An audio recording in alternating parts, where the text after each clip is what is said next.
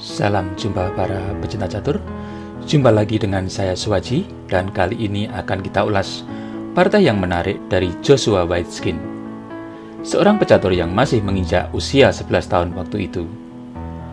Pada permainan ini, Joshua kecil berhasil memukau penonton di sekitarnya yang membuat pengorbanan fantastis dan akhirnya berhasil melancarkan skakmat terhadap lawannya Edward E. Frumkin yang waktu itu bergelar FIDE Master.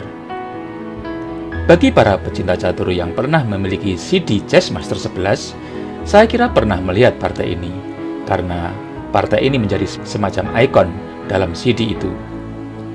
Mari langsung saja kita menuju ke partainya yang terjadi pada turnamen New York Open tahun 1987 ini.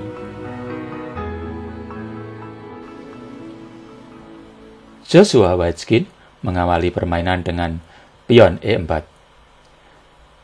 Dan Edward E. Frumkin membalas dengan pion C5, sebuah pembukaan Sisilia. Kuda F3, pion E6, pion D4, pion pukul pion D4, kuda pukul pion D4, kuda F6, kuda C3.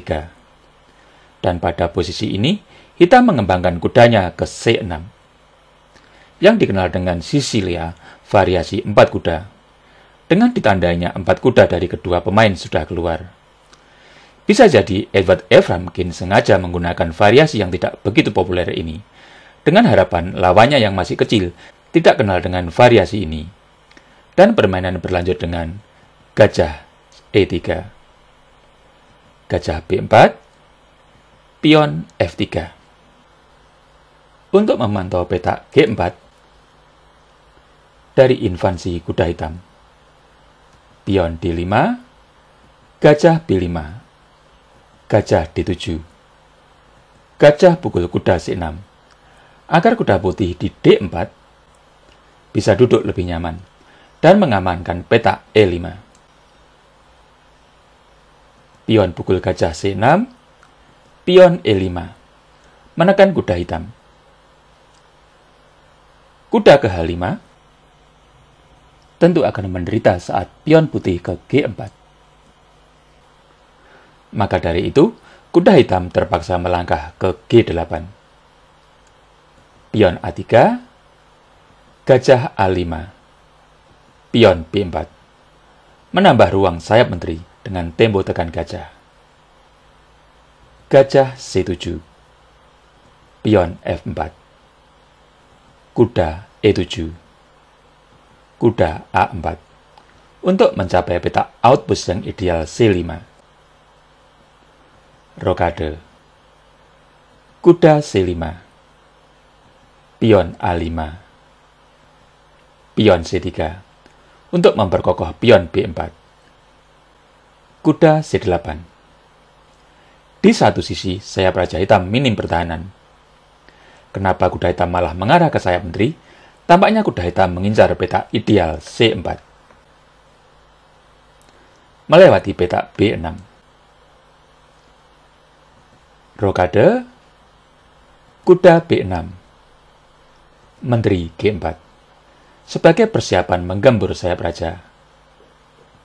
Kuda C4, gajah F2, menteri E8.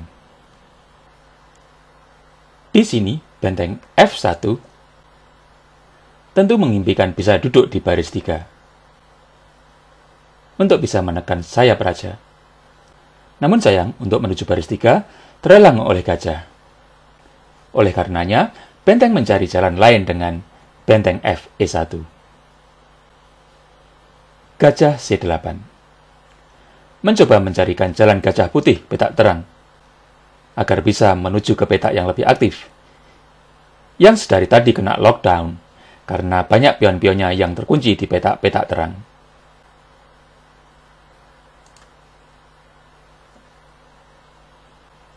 Gajah H4. Tentu ada ancaman dari putih di sini dengan gajah ke F6. Bila hitam ceroboh melangkah gajah ke A6, maka putih bisa melanjutkan dengan gajah F6. ancaman skakmat dengan menteri pukul pion G7.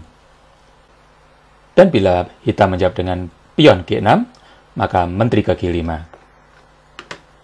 Dan pelan-pelan bisa menuju ke G7 untuk melancarkan skakmat. Kembali. Oleh karena itu, hitam melangkah Raja H8. Pion A4. Gajah B6. Benteng E1 belum memungkinkan diboyong ke E3 karena sedang dipelototi kuda hitam. Oleh karena itu, putih melangkah benteng A D1 untuk mencapai petak D3 yang sementara aman dari patroli hitam. Gajah pukul kuda C5, pion pukul gajah C5, kuda B2 untuk menggarpu benteng D1 dan pion A4, serta menjaga petak penting D3. Dan di sini putih mengabaikan ancaman itu dan memilih langkah benteng E3. Konon orang-orang di sekitar permainan, terutama ayahnya, saat itu kecewa melihat langkah benteng E3 ini. Karena Joshua sudah unggul tekanan, kenapa mesti blunder dengan membiarkan bentengnya dipukul kuda hitam? Sehingga keringat dingin ayahnya sampai keluar. Namun ayahnya tetap berusaha menenangkan diri dan tetap mencoba untuk mengikuti perkembangan permainan. Dan kali ini, Edward E. Frumkin sepertinya juga mengira langkah ini sebuah blunder dan memprediksi putih akan melangkah benteng G3 untuk menambah tekanan menteri terhadap pion G7. Oleh karenanya melangkah kuda pukul benteng D1. Penonton sekitar pun mulai riuh rendah, termasuk ayahnya yang menyayangkan langkah Joshua ini. Namun langkah hitam ini sebenarnya adalah langkah blunder, karena ada bahaya yang menyelubungi sayap Raja Hitam yang dikenali Joshua, namun tidak terlihat oleh penonton sekitarnya waktu itu. Nah, sekarang giliran para pecinta catur untuk mengasah kemampuan taktiknya dalam posisi ini. Silahkan di-post videonya bila dirasa perlu waktu lebih lama. Baik, bagi yang sudah mendapatkan jawabannya, mari segera cocokkan dengan langkah Joshua kecil yang jenius. Langkah itu adalah menteri pukul pion G7 skak. Pengorbanan menteri yang super brilian. Dan mulut ayah Joshua menggangga semakin lebar melihat langkah ini, seakan tak percaya. Apa-apaan ini sebenarnya, mungkin pikirnya. Setelah korban benteng, lalu korban menteri. Dan tak ada pilihan lain bagi hitam selain menerima pengorbanan dengan Raja pukul menteri G7. Orang-orang semakin gaduh di area permainan, melihat atraksi sirkus di papan catur oleh anak imut-imut ini.